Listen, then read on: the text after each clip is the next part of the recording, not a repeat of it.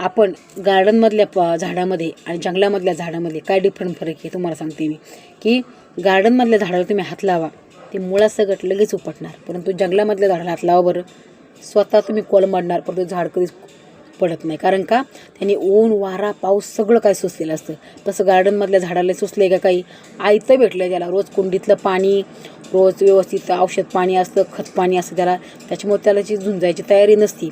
तसंच माणसाच्या जीवनात आहे. तुम्हाला जर कष्ट करायची ताकद जर असेल ना, तर ह्या एक्झाम्पलनी नक्कीच तुम्ही त्याचे उद्दिष्ट होऊ शकता. कारण की तुम्हाला सांगू का, तुम्ही जर कष्ट करत राहिले ना, तर तुम्हाला फळ नक्कीच भेटणार आहे. आणि तुम्हाला नेमकी जीवन हे गार्डनप्रमाणे जगायचं आहे की जंगलाप्रमाणे जगायचं आहे, जंगलातल्या झाडाप्रमाणे, हे तुमच्यावर आधारित आहे ना.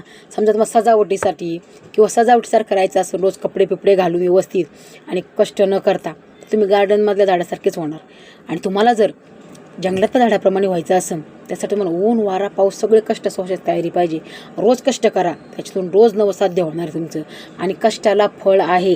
कारण की तुम्हाला सांगू का, कष्ट करण्याचा वेळ कधीच वाया जात नाही, परंतु जे आळशी लोक आहेत ना, त्यांचंच वाया जात असतो. कारण की का, ते फक्त झोपूनच दिवस घालवतात.